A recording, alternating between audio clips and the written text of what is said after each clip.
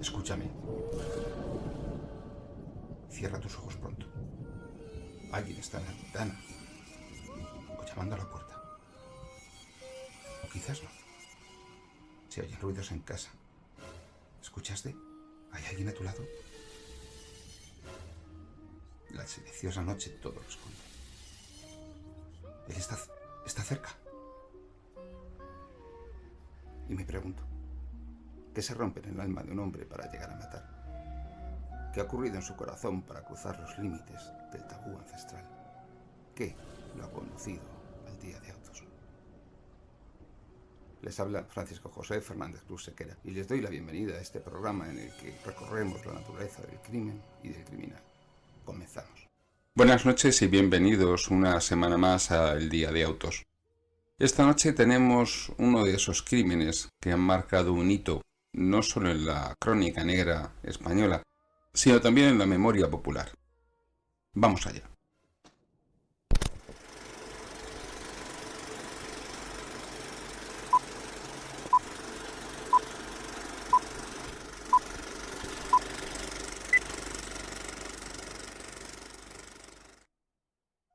Don Benito, como lo describiera el célebre Diccionario Geográfico Estadístico Histórico de España y sus posesiones de ultramar debido al ilustre don Pascual Madoz, era una vecindad con ayuntamiento en la provincia de Badajoz, a unas 15 leguas de esta capital, y con propio partido judicial, audiencia territorial de Cáceres, diócesis de Plasencia, que contaba con administración de loterías, de estanco, estafeta de correos, comisaría de protección y seguridad pública, y celaduría de montes y plantíos.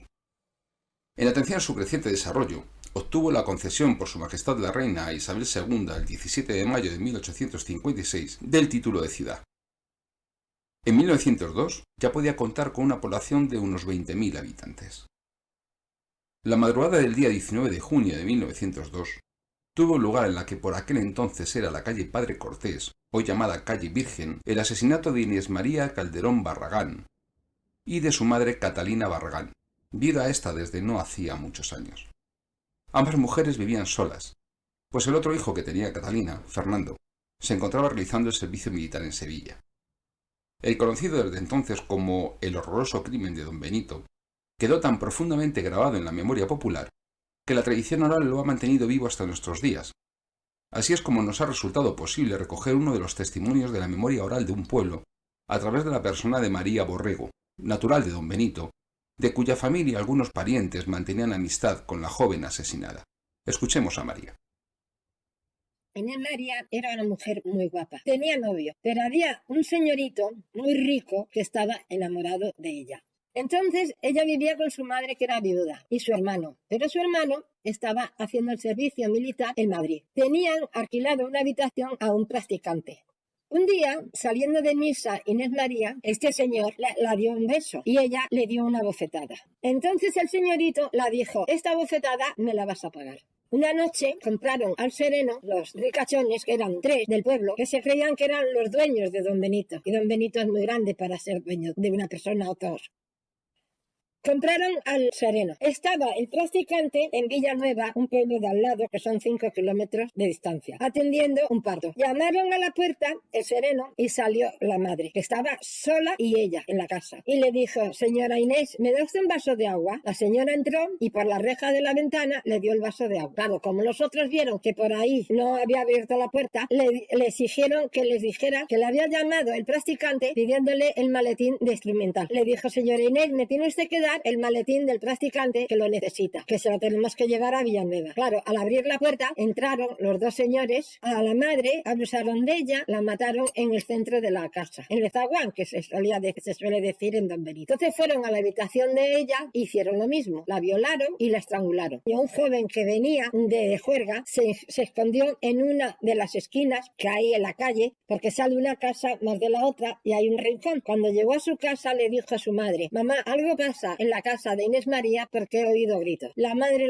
le dijo, anda, calla, que vienes como vienes, acuéstate. Mamá, ¿qué sentido decir al sereno, señora Inés, ábrame la puerta que necesito el maletín del practicante? Entonces, al día siguiente, cuando iba su hijo y hermano de ella, de Inés María, iba de permiso al pueblo, al llegar a Villanueva, entró un señor en el tren y en el mismo departamento le dijo, qué desgracia, ha habido un crimen en Don Benito que han matado a una madre y a una hija esta madrugada. El chico le dijo, ¿y sabe usted quién son? Dice, no, han dicho que eran una madre y una hija que tenían un practicante de inquilino. Él quiso bajarse del tren, pero tarda nada, y cuando llegó a su casa, que la primera que la encontró fue la lechera que le llevaba la leche todas las mañanas. Encontró los 2 cadáveres. Entonces llamaron a la policía y llegó corriendo. Cuando llegaron y vieron lo que había, la vecina le dijo, mi hijo ha oído decir al sereno esto.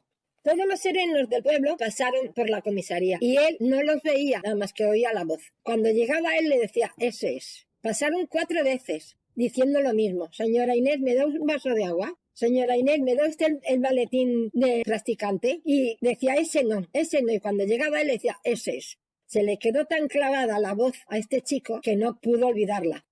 Le cogieron, claro, los llevaron a él y a los dos, porque confesó lo que habían hecho, le dijo que lo habían pagado muy bien, fulano, vengano y el otro. Entonces, en el mismo entierro, uno de los criminales iba al lado del hermano y estaba liando un cigarro y le dijo al hermano, oye, ¿estás nervioso? Dice, claro, es que esto es para estarlo. Así se quedó. Pero cuando ya le denunciaron, los llevaron a la comisaría. Del practicante nunca se llegó a sospechar porque el practicante tenía una coartada muy buena de que estaba atendiendo un parto en el pueblo de al lado, en Villanueva de la Serena. Y claro, no podía estar en la misma hora en los 2 sitios. Y cogieron a estos 2 porque el chico oyó al sereno. Y el sereno los declaró, le dijo que le habían dado un dinero que él no pensaba que iban a hacer eso. Pensaba que entrarían pues eso, a hacer otra cosa, pero no a hacer el crimen. Y luego el hermano se casó, tuvo una hija y un hijo, que la hija era el mismo retrato que su tía Inés María, que era una mujer de bandera, muy guapa, alta, con un tipazo, porque las extremeñas no somos feas. Y al final le ajusticiaron, claro, le mataron. Una hermana de los asesinos se metió a monja, iba pidiendo por las casas y una niña estaba durmiendo a un niño en una mecedora y estaba cantando el crimen de Inés María. Y la monja le dijo, hija, déjalo, que ya han pagado su crimen. La niña le contestó, hermana, todavía no han pagado bastante porque esas mujeres no se habían metido con ellas. Una canción. En todas partes se cantaba y en todo el pueblo. Le hicieron, yo no recuerdo la canción porque mi abuela no me la contó, si no también la recordaría. Digo, y esto es todo lo que pasó y a mí me contó mi abuela, que era otra jovencita como ella. El crimen más horroroso que he podido ver descrito, aún lo cuento tembloroso, fue el crimen de Don Benito. 37 puñaladas le dieron a Inés María por tener los criminales muy mala melancolía. Inés María, hija mía, no pierdas tu honra. Sé mártir antes que perder tu honra. Madre, madre, muere tranquila. Sufriré el tormento y la tortura. Prefiero la muerte antes que perder mi honra. ¡Ay! ¡Muerta estoy!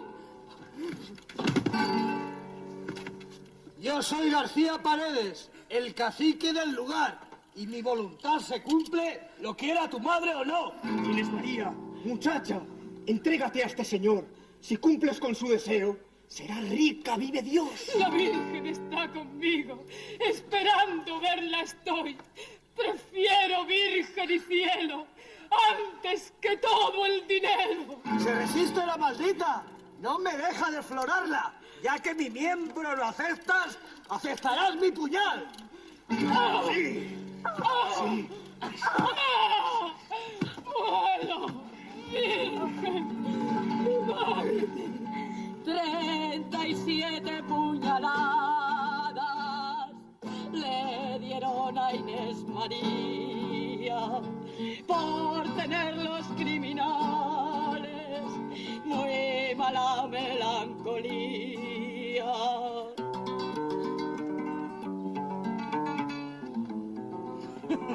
Nos ha jodido. Murió virgen la pobrecita, porque a García Paredes no se le ponía tiesa. ¡Mala lengua! Quien dice la verdad ni peca ni miente. Le quedamos muy reconocidos a María Borrego por la gentileza que tuvo al narrarnos lo que le contaron sus mayores, y a Jorge García Vergara por su indagación en esta historia con María. Al final de la narración que acabamos de escuchar, han podido oír la voz de la actriz Ana Labordeta, que interpretó el papel de juglar en el capítulo correspondiente de la serie televisiva La huella del crimen, que recogía en él el fragmento mencionado por Pío Baroja el 2 de marzo de 1940 en la revista mexicana Hoy, en un artículo titulado Los carteles de feria, en el que hace referencia al crimen conocido como de Don Benito. Decía Baroja que en uno de sus viajes a la comarca de la Vera conoció a un viejo ciego al que acompaña un muchacho que llevaba en la mano una pértiga y un rollo de tela, y a sus espaldas una caja de música.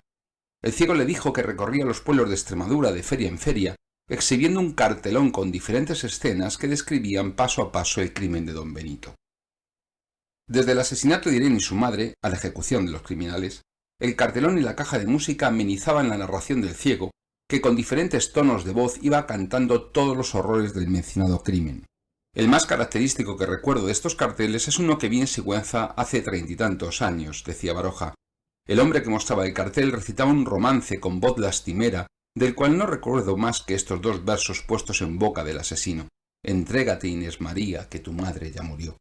Al principio eran los ciegos los que con sus romances recorrían los pueblos cantando el crimen de Don Benito, ganando así unas monedas. Pero pasados unos años, los hechos saltaron al teatro, y las compañías iban por las ferias de los pueblos más importantes de Extremadura, representando alguna de las múltiples versiones del crimen, pues sabían de antemano que en feria y con esta obra tenían el éxito asegurado, ya que, aunque hubieran pasado varios años desde que ocurrieron los hechos, al pueblo ya no le gustaba verse impresionado con la truculenta historia que culminaba justicieramente con la muerte de un cacique, aunque solo fuera en el teatro. Los cantares de ciego y los romances pasaron a formar parte de lo que se define hoy como patrimonio histórico inmaterial de Extremadura.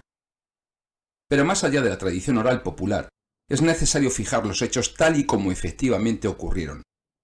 El pequeño zaguán en el que vivían las dos mujeres tenía 2 dormitorios, uno de ellos alquilado al oculista Carlos Suárez, vecino de Villanueva de la Seena, el cual pasaba consulta allí. Madre e hija tenían muy buena fama en el pueblo. Eran mujeres muy trabajadoras que se ganaban la vida cosiendo y planchando ropa para las familias más acaudaladas. Inés, a sus 18 años, era una chica muy dulce y bella que levantaba pasiones en el pueblo. Pero no era una chica fácil ni accesible a los reclamos de uno de sus pretendientes, Carlos García de Paredes y Campuzano, Don Carlos, un joven cacique, soltero, chulo, déspota, golfo, juerguista, mujeriego y de mala vida. También pretendía a la joven Saturio Guzmán, un joven educado y respetuoso que profesaba un amor no correspondido a la misma. Harto García de Paredes de que la joven no cediera a sus pretensiones, un día decidió furioso que sería la suya por las buenas o por las malas. La relación de hechos declarados probados en la causa del juicio celebrado en Don Benito dice que lo ocurrido fue así. Carlos García de Paredes y Campuzano y Ramón Martín de Castejón concibieron la criminal idea de penetrar en la casa que habitaban en la calle del Padre Cortés doña Catalina Barragán y su hija la señorita Inés María Calderón, y atropellar a esta agraciada joven. Para realizar su plan, no repararon en emplear toda clase de medios. A la 1 de la madrugada, fueron a dicha calle y se avistaron con el seeno Pedro Cidoncha Ramírez, para que no les impidiese llamar en la casa de doña Catalina. Castejón tenía mucha amistad con la desgraciada señora y su hija, y proponiéndose alegar para que la abriesen a hora tan intempestiva, que iba a recoger un botiquín que había dejado en la casa un médico, llamó a la puerta, pero en vano.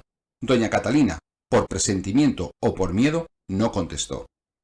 Entonces los dos criminales convencieron al sereno para que les secundasen sus horrendos planes. En efecto, el perverso funcionario llamó con insistencia hasta que Catalina dijo desde adentro: «Es inútil, no abro nadie». «Abra usted sin reparo», la contestó Cidoncha, «que soy el sereno y necesito hablarla».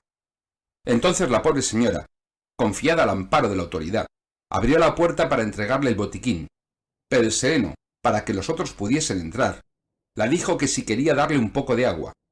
Doña Catalina entró en el interior para sacarle un vaso de agua.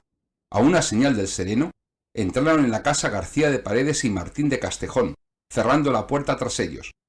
Cuando la infeliz señora salió de la cocina, se encontró en el zaguán con los dos hombres, que se arrojaron sobre ella, sujetándola uno mientras otro la infería 7 heridas, de las que la infeliz señora falleció. Los criminales se dirigieron entonces a la habitación de la joven Inés, que, aterrorizada por lo que había oído, se había levantado de la cama, cerrando las puertas de la alcoba con una débil aldarilla.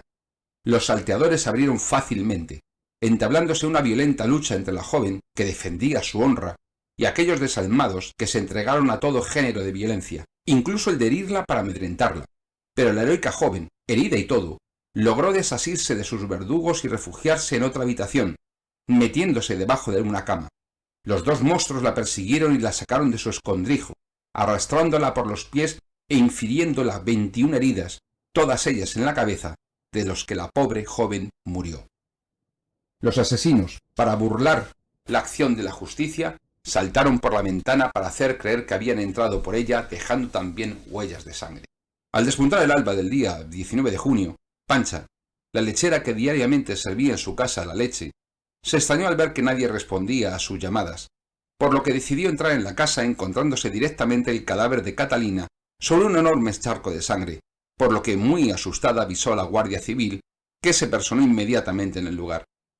Allí, además de hallar el cuerpo de Catalina, encontró en el suelo de una habitación, con la cabeza debajo de la cama y el camisón subido hasta la cintura, con sus manos protegiendo los muslos, el cadáver de su hija Inés. Tenía 21 puñaladas. El gobierno, quizás temiendo un levantamiento popular, hizo que las investigaciones se agilizaran. Así fue como don Buenaventura Tamarón y Fernández de Soria, magistrado de la Audiencia Provincial de Badajoz, y en razón de este cargo, partía hacia don Benito en el tren de la mañana del día 20 de junio de 1902. Había sido nombrado juez especial para instruir el proceso por el asesinato de Catalina Barragán y Cancho y de su hija Inés María Calderón Barragán, una instrucción que duró hasta el 20 de agosto de ese mismo año y que, tras completar 999 folios, pudo cerrar para dar paso al jurado. También hubo de tomar el tren rápido el gobernador de la provincia, señor Oyarzábal, al que acompañó el teniente coronel de la Guardia Civil, don Ricardo Morgado. Y junto a los anteriores, llegaba en tren rápido el día 19 el teniente fiscal, don Ángel de Vera, con objeto de proceder junto con la comisión judicial al levantamiento de los cadáveres y examen del lugar de los hechos. La casa se encontraba muy revuelta y presentaba marcas de sangre por el suelo y las paredes, llamando la atención durante la inspección ocular la presencia de un maletín médico a los pies del cadáver de Catalina. El 20 de junio se practicó la autopsia, y ésta, junto con el resto de las diligencias, condujeron rápidamente a la detención en un primer momento de Carlos Suárez, el médico oculista, y de Saturnino Guzmán, el pretendiente de Inés, al tiempo que se ofreció una recompensa de 500 pesetas a quien pudiera dar razón de lo ocurrido. Pero en las calles el clamor popular acusaba a Carlos García Paredes del asesinato, aunque las autoridades se resistían incluso a que prestase declaración, a pesar de que año atrás fue acusado de haber apaleado a un sereno, de violar a una deficiente y de haber apuñalado a su propia madre. Ese mismo día se procedió a la inhumación de los restos mortales de ambas mujeres. El cortejo discurría por la calle Goroizar y la Plaza de la Constitución, prolongándose en más de 2 kilómetros, acompañado por el tañido de las campanas tocando a muerto. Todos los comercios de la localidad cerraron y el pueblo salió de forma unánime a acompañar al duelo, cuyos gastos fueron sufragados por una suscripción popular. El 24 de junio se procedió a la reconstrucción de los hechos con Carlos Suárez, el médico detenido, un hombre de unos 50 años que se decía de presencia repulsiva, asturiano, que se demoraba con demasiada frecuencia en el pago de la renta, motivo por el que se producían algunas reclamaciones de Catalina al vecino que se lo había recomendado. Este vecino fue también detenido inicialmente y más tarde puesto en libertad. Al día siguiente, 25 de junio, se procedió a efectuar varios registros en el pueblo de Villanueva de la Serena, localidad en la que se encontraba el médico al momento del crimen, tratando de localizar con ello el arma homicida. El 27 de junio se registraba judicialmente el domicilio y morada del joven cacique local, don Carlos García de Paredes y Campuzano, que gozaba de la protección de Enrique Donoso Cortés, senador y pariente suyo, y del que una tía había sido camarista de palacio y hasta se decía que su hermana era ahijada de Alfonso XII. Su vivienda, que actualmente pertenece a un particular, ocupa la esquina de la calle Pedro Granda. Allí se encontraron 2 prendas manchadas de sangre, una americana y unos zapatos. Preguntado el origen de las manchas, el hombre respondió sin titubear que de unas liebres que había matado. El 3 de julio de 1902, a las detenciones del médico Carlos Suárez y de Saturnino, se unieron las de García de Paredes, su criado Juan García Rando, acusado de limpiar las manchas del traje del señorito, y la del sereno Pedro Cidoncha. Por lo tanto, existían 5 sospechosos detenidos, proclamándose todos inocentes. Ese mismo día, el Consejo de Familia que tutelaba al hermano hijo de las fallecidas, Fernando, decidió personarse como acusación particular. Desde que se produjo la detención del cacique local, y para impedir el traslado de los presos, grupos de personas anónimas se turnaban haciendo guardia ante la casa en la que se encontraba el juzgado en la calle Villanueva, inmueble que ocupa hoy la Casa de la Cultura. El día 2 de agosto apareció un nuevo testigo, el joven labrador Tomás Benito Alonso Camacho. Este puso como excusa para explicar su demora en declarar lo que había visto, que vivía en una aldea alejada a la que las noticias tardan en llegar, a lo que se añadía la enfermedad de su madre anciana, pero quizá te ayudase a acudir a la justicia, tener conocimiento de que se ofrecían 500 pesetas de la época a quien diera razón que permitiera esclarecer los crímenes. El labrador declaró que mientras volvía a su casa por la calle Valdivia, había visto al sereno conspirando en la calle junto a don Carlos y Ramón, y como mientras el sereno llamaba a la puerta de Catalina, Ramón y don Carlos se escondían, y en un momento dado el Cidoncha hizo un gesto con el farol que fue la señal para que los asesinos entraran en la casa. Cidoncha y Ramón fueron identificados claramente por Tomás. Se supo posteriormente que Ramón había pretendido a Catalina años atrás en repetidas ocasiones sin éxito. Este testimonio dejó en libertad a Saturnino Guzmán y al médico. Se celebró juicio conjurado compuesto por 12 ciudadanos legos y una sección de derecho compuesta de 3 magistrados. El juicio no se celebró como debiera haber ocurrido en Badajoz, capital de la audiencia. Fue tal la presión popular de las gentes de don Benito que al final la audiencia provincial tuvo que trasladarse a esta ciudad. Hubo 11 sesiones, la última con una duración de 34 horas. Se presentaron 211 testigos, de los que el principal fue el joven Tomás Benito Alonso. Los intentos de los abogados defensores por anular este juicio por tal motivo cayeron en saco roto. Los procesados, además, se hallaban recluidos en la cárcel de don Benito, un lugar hediondo e inmundo. Las circunstancias del juicio hacían presagiar la condena.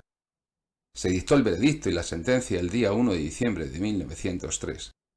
El jurado hubo de responder a 86 cuestiones y declaró a los acusados culpables de asesinato, terminando su labor. Continuaba la de la sección de Derecho. Los magistrados condenaron a muerte a Carlos García de Paredes y Campuzano y a Ramón Martín de Castejón y al sereno Cidoncha a cadena perpetua como cómplice. 20 años después, moría Pedro Cidoncha Ramírez en el penal de San Miguel de los Reyes el día 23 de noviembre de 1923, en el que cumplía la sentencia a la que había sido condenado como cómplice. Y no debemos olvidar que este crimen y cuanto lo rodea, una vez más, no son sino el resultado de una estructura social, de una forma de vivir, pensar y sentir una sociedad. Y según Joaquín Costa, en las fechorías, inmoralidades u otros crímenes que forman el tejido de la vida política de nuestro país, el oligarca es tan autor como el cacique, como el funcionario, como el alcalde, como el agente, como el juez, e igualmente culpable que ellos. Pero no he dicho bien, esa culpa es infinitamente mayor, y sería si acaso el instrumento o el cacique quien tendría moralmente razón para negar el saludo al personaje o al ministro que fríamente y a mansalva armó su brazo, haciendo de él un criminal, cuando pudo y debió hacer de él un ciudadano. En la misma ciudad de don Benito, el 5 de abril de 1905, miércoles, se ejecutó en garrote vil a los 2 asesinos, luego de innumerables intercesiones de instituciones ante el Consejo de Ministros para que les fuera otorgado el indulto. Carlos García de Paredes se vino abajo cuando tuvo que enfrentarse a su verdugo, resultándole imposible controlar sus esfínteres.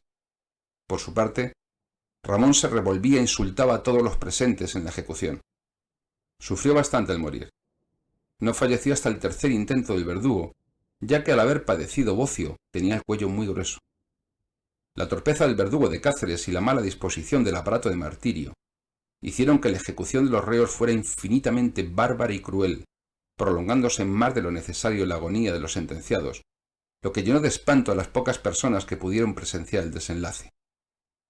Según las noticias, pasaron de 5.000 las personas que entraron en la cárcel de aquella ciudad para ver los cadáveres de Paredes y Castejón. Se había hecho justicia. La sentencia fue cumplida y les dieron garrote.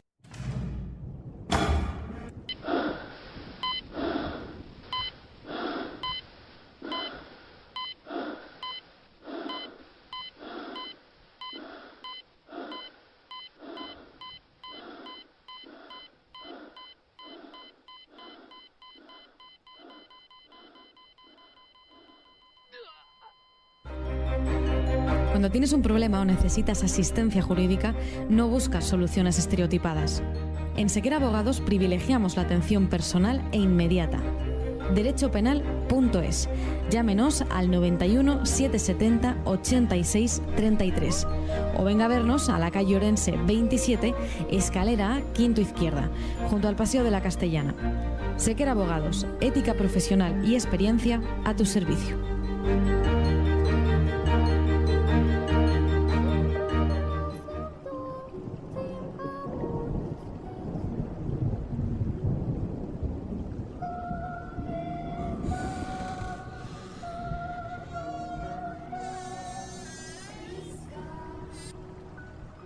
Buenas noches, Jorge García Vergara, abogado. Una vez más te tenemos aquí con nosotros en esta noche del Día de Autos.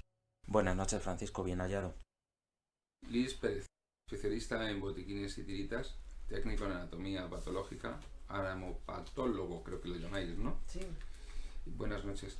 Buenas noches, Francisco. Menos mal, le hablas a cachofa. Esto es de una intimidad apabullante. Sí.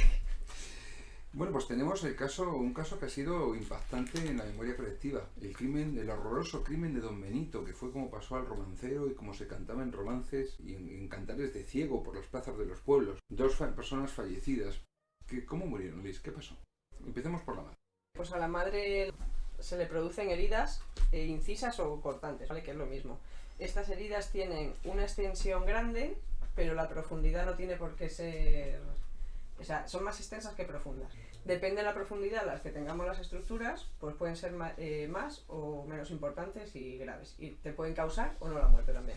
Las heridas que se producen son con un arma que tiene un solo filo cortante, que no tiene por qué ser un cuchillo, pero posiblemente nos encontremos con algún tipo de cuchillo, navaja o algo parecido. Como te he dicho, tiene bordes lineales y nítidos. No hay puentes dérmicos entre los bordes de las heridas, es decir, que no hay tejido entre medias.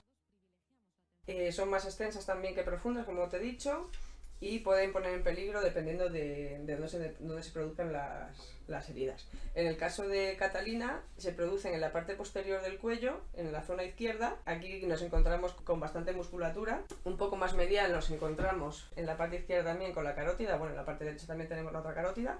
Luego tiene otras heridas en la región temporomaxilar derecha, que le secciona una arteria. Otra sección en la arteria temporal, que ya es por encima de la oreja, en la que produce una gran hemorragia, que ahí tenemos un vaso en la musculatura del temporal. Y otras tres, una en la región frontoparietal izquierda, que le secciona el hueso, y dos en el parietal derecho.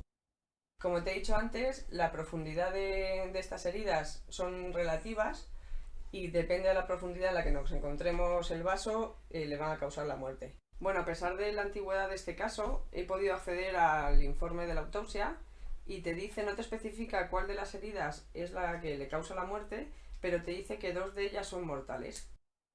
Bajo mi punto de vista, las que pueden ser mortales son las que se producen a la altura temporal, ya que ahí tenemos una arteria que es bastante importante, y la otra temporomaxilar, que puede pillar también algún vaso de la cara, y la del cuello, que pone en la parte posterior del cuello del lado izquierdo.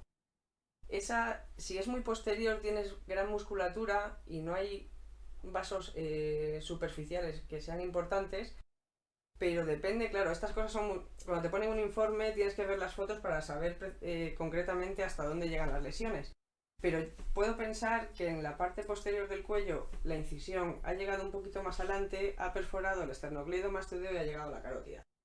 Y entonces ahí tenemos un problema, porque esa sí que sería causa de muerte. Hombre, si estamos hablando que crímenes que se llevaron a efecto y que se llevaron a cabo en los años 80 y 90 se hacían con una bombilla de 60 en la morgue de un cementerio municipal de Pueblo sobre una mesa de cemento, esperar que en el informe de una autopsia de un crimen de hace 100 años te planteen las fotografías de la autopsia, ¿qué les pidió los Reyes Magos, Liz?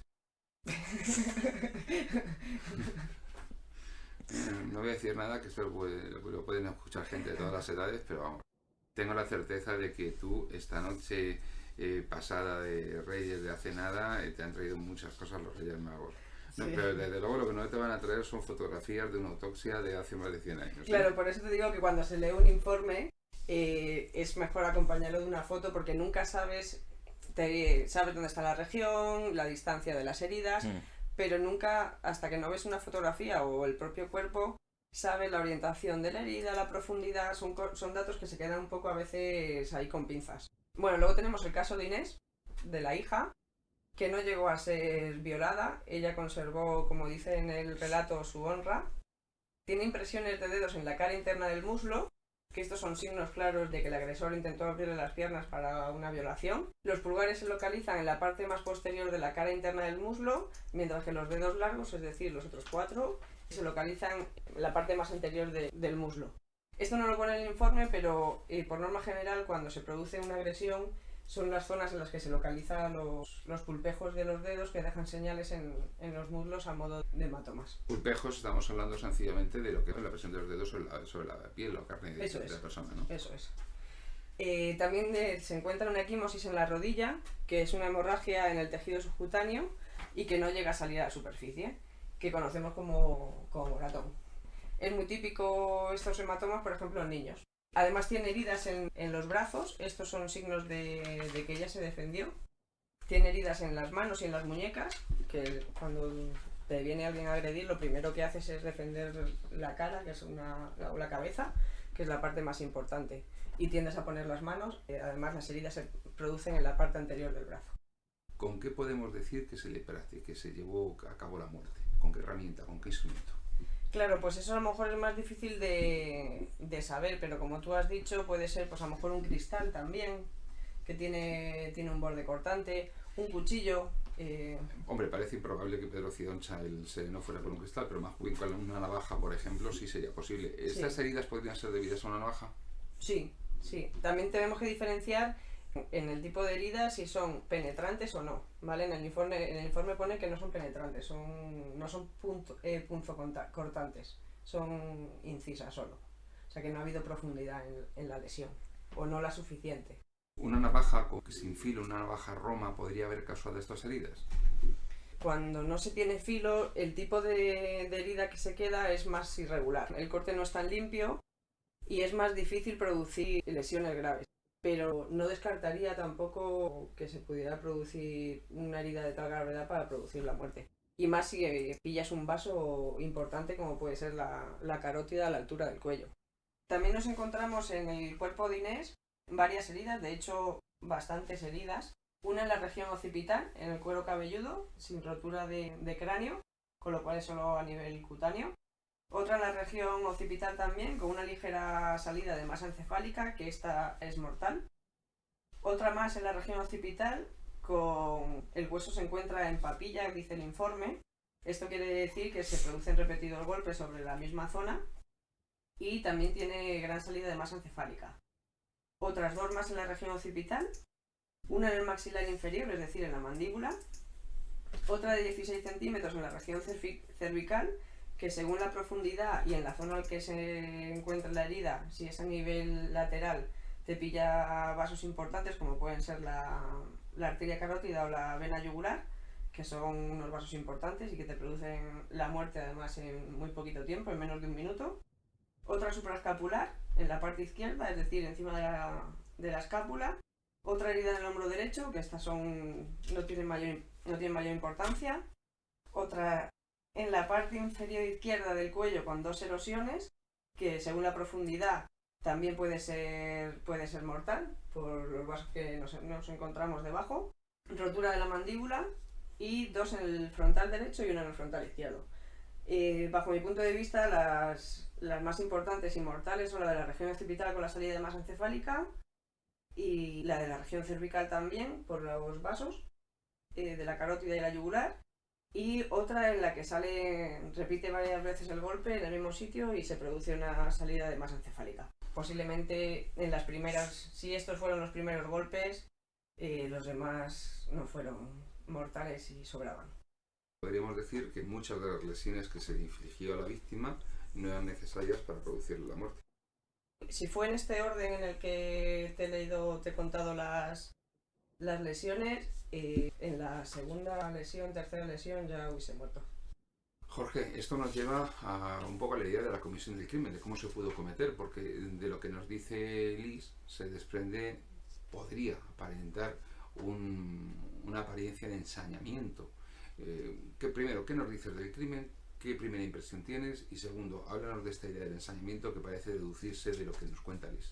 Bien, el crimen es un crimen claro, en el sentido que los autores van directamente a provocar la muerte de sus víctimas. Eres muy tuyo, dices, eso es un crimen, claro. Hombre, como dos muertes... No, vamos a ver, puede producirse la muerte por accidente si quisieran violar a la víctima y como consecuencia de ello pues se cayera, se golpeara, etcétera, etcétera. Es decir, ¿a qué iban los autores? Los autores iban claramente a vengar una afrenta, que era la que Inés María había cometido sobre García de Paredes al darle una aguantada delante de la gente y sentirse claramente ofendido. Exacto, sí. Recordarás el relato de María Antonia, el delicioso relato que nos hace en este programa, como casi testigo de referencia, lógicamente no vivía ahora hablamos de ese testigo y de cómo has conseguido ese testimonio, porque además hay cosas que no han aparecido en la narración que ella te refirió respecto de su propia familia en relación con el crimen. Sí. Pero centrándonos en la cuestión, es decir, se deduce, centrándonos en el día de los autos en concreto, se deduce que hubo entonces una clara intención de matar desde el principio. Clarísima por parte de los dos asesinos. Yo creo que, lógicamente, el sereno no sabía de la misa a la media. Al sereno le convencen pagándole un dinero para que consiga por todos los medios que ambos asesinos entren dentro de la casa de Catalina y de Inés María, y yo creo que ahí queda toda su participación. Y estos dos, a lo que van encaminados son dos señoritos, dos caciquillos de bastante influencia en esa localidad, en esa ciudad, que a lo que van es a vengar lo que ellos entienden como esa afrenta. Está clarísimo que su intención es la de matar, porque de hecho la primera que matan pues no tiene ninguna intención de violarla, sino simplemente de quitársela de en medio, ¿no? Que es Catalina. O sea que ves claro la intención de matar desde un principio. Indudable. Y además es que les veo con la sensación de que es un crimen para ellos que tiene que ser un crimen impune. Es decir, por su posición social van confiados en que no les va a pasar absolutamente nada. Cuán equivocados estaban y menos mal. Bueno, pero habrá que ver también por qué. Porque evidentemente estamos hablando de que García de Paredes obraban en él unos antecedentes como es el haber apaleado a un sereno, el haber sido acusado de violar a una deficiente mental, el haber sido incluso responsable del apuñalamiento de su propia madre. Es decir, esa sensación de impunidad que tenía el tipo, denota que la igualdad jurídica ante la ley, eso era muy relativo. Bueno, no relativo en cuanto a su descripción, todos eran iguales ante el Código Penal, pero sí en cuanto a su aplicación. Sí. Como todo en la época de la Restauración y del caciquismo y de la oligarquía, aquella tan evidente y que de alguna manera hoy día permanece, los ricos se consideraban por encima de las leyes. Permíteme un detalle. Se lo consideró casi hasta el último momento, incluso cuando ya estaba preso, cuando ya estaba sentenciado, cuando ya estaba condenado y justo antes de la ejecución. ¿Y por qué? Porque si miramos en todos los archivos documentales acerca de este caso, documentales, me refiero a documentos, no documentales que se hayan hecho, vemos que la cantidad ingente de peticiones de indulto que hubo para estas personas. Es más, hasta el mismísimo ayuntamiento de Don Benito, un día antes, pidió a los ciudadanos que se apiadaran de estos señores y que promovieran incluso algún tipo de perdón. El Colegio de Abogados de Badajoz, múltiples publicaciones, semanarios, diarios que existían en la época y corporaciones, colegios profesionales que pidieron el indulto al gobierno. Y en este caso, pues lógicamente, como tú decías, al final les dieron garrote, ¿no? De indulto nada. Claro, pero es que lo llamativo no es tanto que se cumpla la sentencia y que se aplique la ley. Otra cuestión es si la ley está redactada o las previsiones que contiene la ley son ajustadas al sentimiento de justicia que tiene una sociedad o no. Pero lo curioso es que existiendo un sentimiento de justicia que define unas previsiones en la ley, se pretenda de forma completamente extrajudicial y extralegal que se aplique de forma dispar. En este caso estamos hablando de una sociedad muy polarizada, que es hacia la que caminamos otra vez, que es una sociedad en la que unos pocos tienen mucho, y no solo mucho dinero, sino que con su dinero también acumulan mucho poder. Y luego unos muchos que no tienen dinero y que al no tener dinero tampoco tienen poder. Exacto. Y entonces, al final volvemos a lo de siempre. Un dato que a muchas personas no les gusta oír. Desde hace más de 100 años, el 5% de la población más rica de España juzga, sentencia y condena al 95% de la población más pobre. Durante generaciones, jueces y fiscales pertenecen de una generación tras generación, incluso en dinastías familiares con nombres y apellidos, que podemos ver a lo largo de generaciones y de décadas, que van transmitiéndose la toga, las puñetas y la placa de magistrado o de fiscal. Y de esa manera se puede decir que la justicia, el resultado de la justicia es el resultado que las clases más pudientes del país imponen a las menos pudientes. Esto que yo le he dicho y que amo en público y que ha molestado y que sigue molestando más de una vez, este es un caso claro. ¿Alguien puede decirme cuántos banqueros han pasado por la cárcel? Los hijos de Pujol están en prisión. Pujol está en prisión. Se ha investigado en alguna ocasión, por ejemplo, los negocios de su majestad católica rey de las Españas, Juan Carlos I, rey emérito, porque nos ofrecería muchas sorpresas. ¿Cómo se está tratando? Otro ejemplo, los partidos políticos carecen de responsabilidad penal. ¿Por qué? ¿Por qué un partido político no puede responder a una organización criminal? Entonces ves cómo los poderosos en las distintas vertientes sociales, económicas, políticas, dentro de la administración del Estado, fuera, el caso famoso de los Albertos, que siendo amigos del rey, cazando con el rey, con sentencia firme, no cumplen pena de prisión, el cómo se indulta a grandes banqueros, manos derechas de alguno de los principales bancos de España, y no ponen ni un pie en la cárcel. Entonces, tanto en todos los planos, en el social, en el económico, en el político, en el institucional, las leyes son de una manera para los ricos y de otra para los pobres. Y encima los que juzgan y aplican la ley, los que tienen la exclusiva y de la acusación, porque en la acusación particular o la acusación popular son acusaciones de segunda, esos pertenecen siempre al mismo grupo social. Otro ejemplo, juzga a Nicolás Franco, hermano de Franco, el padre de Rajoy, en la provincia de La Coruña, audiencia provincial, y su hijo después, presidente del gobierno 40 años después. Es decir, hay un hilo conductor durante décadas entre los poderosos que hacen que las sentencias sean algo distinto y que la justicia no sea ciega en razón de quién es la persona que es juzgada. En este caso lo estamos viendo como un García de Paredes, nada más y nada menos, con calles con ese apellido, no se le puede condenar como si fuese un vulgar mortal.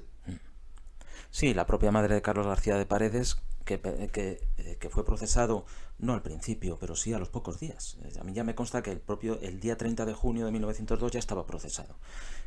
La propia madre marchó a Madrid para tratar de ejercer todas sus influencias para paralizar este procedimiento. Pero fíjate con qué diferencia se trata. A don Saturio, el profesor, al maestro, a don Carlos, el oculista, médico oculista, y a García de Paredes. Es decir, dos personas con educación, formadas, que aportan algo a la sociedad y que tienen un efecto beneficioso sobre la comunidad, no les garantiza esto ningún privilegio. Es el dinero y la posición social lo que hace que tengas un trato de favor. Creo que a Liz le está encantando lo que estamos diciendo. ¿Qué opinión te merece lo que estamos diciendo, Liz? Pues que esto estoy completamente de acuerdo contigo, porque lo vivimos a día de hoy todos los días. Basta poner la televisión. Sí, efectivamente, solo basta con poner la televisión y ver un rato los telediarios o leer el periódico o cualquier cosa así. Que esto me da mucho más miedo que lo que veo yo a diario en mi trabajo, o el saber que hay asesinos sueltos. Estos son otros tipos de asesinos, en otra manera. Otro tipo de criminales. Sí, bueno, otro tipo de criminales, que los tenemos ahí y no se hace nada y seguimos aguantando, y podríamos escribir también un libro sobre todos estos casos de inferioridad. Bueno, más de inferioridad social y económica y política. Sí. ¿Por qué? Sí, el pueblo sí sabía y pensaba que Carlos García de Paredes tenía notorias influencias incluso en Madrid. se llegó a decir que era pariente de personas de influencias y una tía suya llamada Doña Cristina había sido camarista de palacio. Y hasta se supone que una hermana de don Carlos llamada Doña Isabel era hijada del rey Alfonso XII. Su madre ya era anciana y era una señora de carácter que se decía que era bondadosa y virtuosa y que había sufrido mucho por causa de sus hijos. Yo creo que habría sufrido más la familia de Inés María que esta buena señora. Sobre todo porque además, fíjate, la situación de precariedad en la que el famoso Estado liberal de la Restauración dejaba a las personas. Una señora, una mujer, ella se queda viuda, su hija se queda en una situación precaria y además en este caso la belleza encima es un problema, porque el hecho de que fuera una mujer bella en los cánones de la época y que le hicieran atractiva la hace verse acosada, que esto es lo que yo te hablo de la que ahora llaman violencia de género y que no es ni más ni menos que el derecho que algunos se cree que tiene sobre una mujer por el mero hecho de ser mujer. A este hijo de mala madre, la pregunta que habría que hacerle es, al no, ¿cuál de las dos letras es la que no entiendes? Es decir, una chica de 18 años dice no, y además fíjate, lo explican con la literatura y el lenguaje de la época, ¿no? En cuanto a lo que es la protección de su honra. Es decir, el hecho de su virginidad va asociado a la honra y por lo tanto al honor y dignidad de esa persona, y el no ceder es porque mantiene la honra, como si el hecho de haber cedido la hubiera deshonrado. Claro, en el patrón y la mentalidad de la época es evidente que se pensaba así, el hecho de la deshonra. Fijaros cómo ha cambiado la mentalidad en este tema también. Uno, cómo ha cambiado la mentalidad en cuanto a lo que un hombre puede o no puede hacer, debe o no puede o no debe hacer, o el hecho de ser hombre que implica lo que no implica. Y otro, fijaros el papel en el que también la mujer ha cambiado. Como una mujer de 18 años, estamos, y la idea a la que quiero llegar, estamos en la idea del pendulazo, de un extremo absolutamente a otro. Es decir, una vez más no tenemos moderación ni equilibrio. Jorge, ¿me ibas a decir? Sí, volviendo a lo que era, cómo se consideraba entonces a las personas según iban siendo procesadas, pues primero, y creo que esto no ha cambiado mucho, primero se les pone a parir por el pueblo y luego cuando resultan liberados o se resulta su inocencia, pues se les ensalza. El oculista Carlos Suárez, días antes de ser puesto en libertad, era considerado con una persona que no podía ser más pésima, con antecedentes que le hacían ver como una figura repulsiva. Se decía, los que le conocen dicen que en su semblante, que no es nada simpático, se advierte cierto sello de ferocidad. Sigue teniendo frecuentes síncopes y revela un gran abatimiento de ánimo. Quizás la conciencia haya dejado de oír su voz acusadora. Bien, esto se decía días antes de ser puesto en libertad, y cuando es puesto en libertad, pues se dice, ya no es el médico, el infeliz médico, el autor del doble asesinato de don Benito. Ya se ha averiguado, según parece, quién fue el criminal. Y es entonces cuando se habla de esta persona, de Carlos García de Paredes, joven, de vida relajada y licenciosa si los hay, de antecedentes nada favorables, que agredió a su madre, que hirió a su hermano, que hace poco o ningún honor a los apellidos ilustres que lleva. Vamos pasando de una cosa a otra. Una vez más, si os fijáis, esto lo que nos lleva es el papel de la prensa en el tratamiento de los sucesos y de la crónica negra. El amarillismo, la destrucción de la vida de las personas, el cómo pueden acabar con la reputación, el buen nombre de alguien en 10 minutos, cómo lo ensalzan y cómo construyen una personalidad partiendo de la nada. Y lo peor de todo, la influencia que se decía en aquel entonces que tenía el negro sobre blanco, escrito un escrito para construir una realidad, y hoy día algo mucho más poderoso que un escrito, que son los medios audiovisuales. Tú llegas a televisión y destruyes a una persona en 8 días. Estamos viendo cómo en el juicio que hemos tenido estos meses de atrás contra la llamada manada y la violación de Navarra, al margen del procedimiento en sí, el papel que ha jugado la prensa ha sido fundamental. Y lo mismo ha pasado en los crímenes, desde aquel aciago crimen de Alcácer, en el que la realizadora de televisión era Olga Biza, la presentadora era Nieves Herrero, y que hicieron aquel vergonzoso papelón aquella noche en la que se degradaron a las cotas más bajas de desvergüenza de la peor prensa amarilla, pues desde aquella noche de la desaparición de las niñas de casa hasta ahora ha sido una constante. Es decir, precisamente la virtud de lo que hacemos es que aquí no tenemos ningún periodista que venga a degradar nada de lo que hacemos, ¿no? Y eso es quizá la gran ventaja del programa desde que lo comenzamos. Sí, tenemos bastante libertad para opinar en ese sentido, en cualquier sentido, incluso para criticar. Y para discrepar. Exacto. Y para discrepar unos de otros, ¿no? Sí, sí. Liz, en este caso concreto, estas muertes tuvieron que ser instantáneas. Las dos mujeres asesinadas tardaron en morir, o por el contrario fue algo muy rápido su muerte. Pues en el caso de tanto de la madre como de la hija, tuvieron que ser rápidas, no estuvieron agonizando posiblemente mucho tiempo. Más que nada por la zona en la que se producen las lesiones. Otra cosa que se me olvidó decirte antes, el caso de Inés, las heridas son más penetrantes que en el de la madre. Con lo cual, todas las heridas que se producen en el cuello llegaron a coger arterias sí o sí.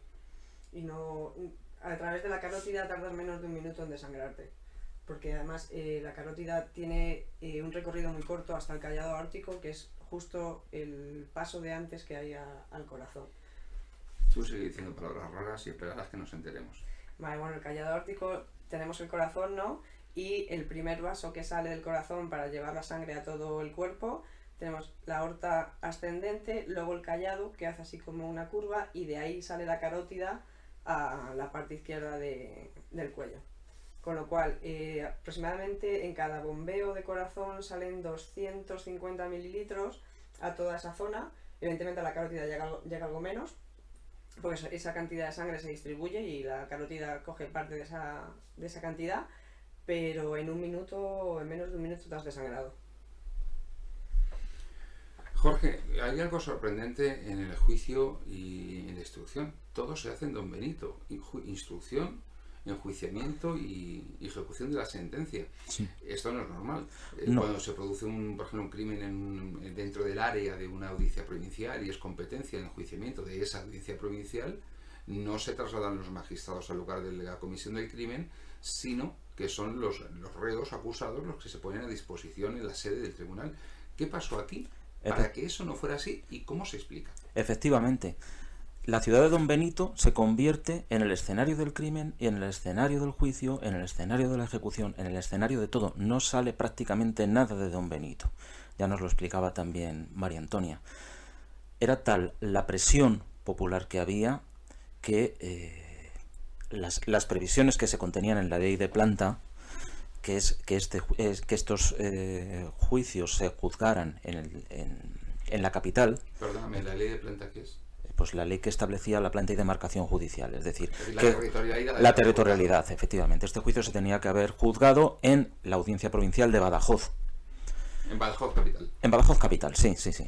Pero se produce todo en Don Benito. E incluso los jurados son también de Don Benito. El abogado que defendió a Carlos García de Paredes, que era un abogado de Madrid, Mariano Muñoz Rivero, era un abogado muy famoso y se pasó buena parte del juicio, se pasó malo, enfermo, porque le enfermaba ver determinadas cosas que a cualquiera de los abogados defensores nos hubieran enfermado. Esto a nosotros nos parecería una irregularidad supina, ¿no?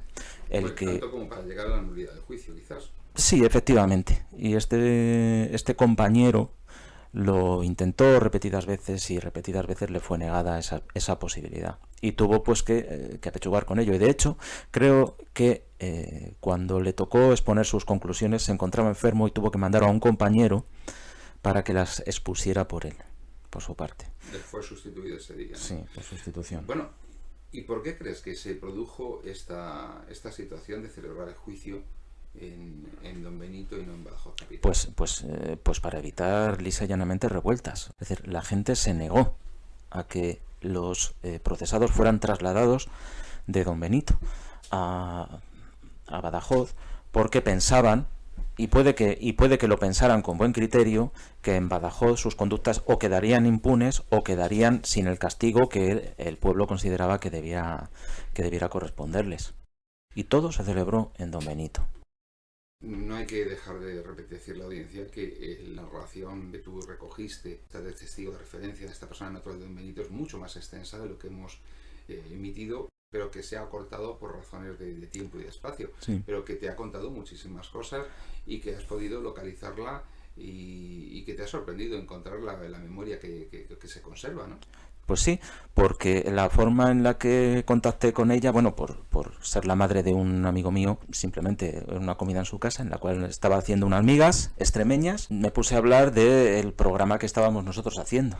Y entonces ella vio que era de crímenes y se puso a narrarme el horrible crimen de Don Benito y no paraba la mujer. Y yo me quedé asombrado, ciertamente, y boquiabierto, porque como hemos podido ver después cuando le dije, María Antonia, yo tengo que grabarte y tenemos que poner tu testimonio en antena, la mujer se lo sabía perfectamente. Sabía lo que en la cultura popular existe, lo sabía por referencias de su abuela, por la tradición oral. A ella se lo había transmitido su abuela, pero había detalles que no figuran en su narración, pero ya me los contó a mí, como que una tía abuela suya era íntima de Inés María y normalmente iba a dormir a su casa, y esa noche no fue. Quizás salvó la vida esa noche, ¿no? Hombre, es que todo el que estuviera en la casa, como ella me dijo, yo le preguntaba, y si el oculista hubiera estado en la casa, dice, al oculista se lo hubieran llevado por delante también, habrían matado a todo el que estuviera dentro. Sí, lo que demuestra una determinación en su intención de matar absoluta, ¿eh? Sí. Absoluta. Luego también sorprende una cosa. Se ha hablado siempre de que ya en el siglo XX no se han llevado a cabo ejecuciones en público. Sin embargo, en este crimen, tras ejecutarles, sí, desfila el pueblo para verificar que efectivamente son ellos los ajusticiados y no otros. Es decir, la desconfianza en el pueblo frente a las instituciones es total. Sí, porque la diferencia de clases se notaba muchísimo. Y el temor a la impunidad existía hasta el punto de que cuando se produce la ejecución, efectivamente, la gente iba a comprobar que no se tratara de vulgares muñecos que habían sido sometidos al martirio del garrote. Toda la gente que fue a asegurarse eran los que previamente defendían a... Hombre, más no es que defendieran, porque el rumor era claro. Los que fueron a asegurarse eran el pueblo llano, era la gente más humilde, no era otra cosa. Quienes bregaban por la impunidad de esta gente poderosa eran precisamente los medios de comunicación de entonces, las instituciones, es decir, esos lugares que controlan la clase dominante, los más ricos, que son las instituciones, los medios de comunicación y todos, digamos, los lugares de los que hay una emanación de poder, bien sea de poder en el sentido de modular la opinión pública o bien sea en el sentido de poder institucional. Sin embargo, el pueblo llano es el que en las calles de Don Benito, armados de palas, picos y azadones como si fueran aquellos viejos soldados de los tercios extremeños en Flandes, clamaban por la justicia. Sí. Recordemos que en Extremadura el sentimiento de justicia es algo muy arraigado. Basta remitirnos a la literatura. Fuenteovejuna, El mejor alcalde del rey, etc. Es decir, y mucho más en esa comarca de Badajoz, porque precisamente ahí es donde la propia literatura ha abundado en esa idea popular de justicia. Entonces, de repente, esto se vive como una afrenta al pueblo. Ya no es un crimen contra una persona individual, contra una joven, sino es contra uno de los suyos, por uno de los otros. Y ahí hay un clarísimo reflejo de las diferencias sociales, del parasitismo, de la vida parasitaria que toda la gente, como los García de Paredes, llevaban respecto del pueblo, de ese mismo pueblo que se veía arrastrado a las labores agrícolas más duras, a la mendicidad, y luego sobre todo a una falsificación, que es lo típico en España, que es la falsificación de un presunto poder popular. En esa época las personas teóricamente votaban. ¿Pero qué votaban? Votaban lo que les pagaba el cacique, porque a la larga, yo sugiero a la audiencia que vean la película Jarrapellejos, que es donde se recoge este crimen, y se ve quién quita y quién pone alcaldes, quién quita y quién pone diputados, porque los votos se compran, y si los votos no se compran, se cambian las actas de escrutinio, y donde ponía un 5 pone un 9, donde ponía un 7 pone un 4. Además no podía votar todo el mundo, era el sufragio censitario, es decir, se votaba a partir de unas determinadas rentas. Es decir, se entendía lógicamente que votaba aquel que tenía algo que perder, el que no tiene nada que perder porque va a votar, ¿no? Claro, todo esto, tú piénsalo, es lo que nos explica que en un momento determinado, Joaquín Costa nos habla de ese en su libro de Oligarquía y Caciquismo como algo que es, ahora te paso la palabra, Jorge, como algo que se tenía que remediar con escuela y despensa. ¿No, Jorge? Efectivamente. Mirad un detalle. Es que solamente quiero comentaros un detalle. Los enterramientos. El enterramiento de Carlos García de Paredes costó 167 pesetas. El enterramiento del otro ajusticiado, de Ramón Martín de Castejón Cidoncha, costó 2 pesetas y 50 céntimos. Bueno, pues se les ejecuta y se les ejecuta a garrote. Liz, ¿qué es esto de la muerte por garrote y cómo se produce? Se le sienta o se puede poner sentado al sentenciado o de pie. La práctica habitual era sentarlo ceñido, a veces hasta en una silla, sentarlo ceñido a un tronco, y sobre ese tronco se fijaba el garrote al tronco y al cuello del futuro ajusticiable. Generalmente a veces en una silla, pero normalmente era en un taburete. Vale, con la espalda recta para poder atravesar bien las vértebras. Y es como una especie de collarín que se le pone al ajusticiado en el cuello y un tornillo que va dando vueltas hasta que llega a las primeras vértebras cervicales. Rompe una de las estructuras de la segunda vértebra cervical y lo que hace es introducir el tornillo hasta la médula. Recordarles cuando estuvimos en el Museo de Medicina Legal en la Universidad Complutense de Madrid, que tuvimos ocasión de ver el garrote original con el que se ejecutó al Jarabo. Sí, lo recuerdo y me resultó muy curioso ver ya lo había visto en fotografías, en películas y tal, pero no lo había visto nunca así en directo y era curioso de ver que un aparato tan rudimentario sea capaz de producir tanto dolor además. Entonces la muerte en este caso también se produjo como siempre por desplazamiento de la segunda cervical hacia adelante y por lo tanto por esa lesión cerebral en el bulbo y para la que hay que ejercer fuerza y en la que nos encontramos siempre la misma torpeza en los verdugos como consecuencia del respeto que les impone aquello y muchas veces del acopio de valor buscado en una botella de alcohol, ¿no, Jorge? Sí, de hecho el verdugo de Castejón invirtió más de 15 minutos en la muerte del ajusticiado. De hecho, las crónicas hablaban de los horribles detalles de la ejecución. Se hablaba de la torpeza del verdugo de Cáceres, que decía, si es que puede dejar de haberla en tal oficio. La mala disposición del aparato de martirio hicieron que se convirtiera eso en una auténtica escabechina, de la que protestaron hasta los curas. Una pregunta, uno de ellos creyó librarse del garrote en el último momento por las dificultades para su ejecución, porque tenía un cuello muy robusto como consecuencia de haber padecido bocio. ¿Esto del bocio qué es, Liz?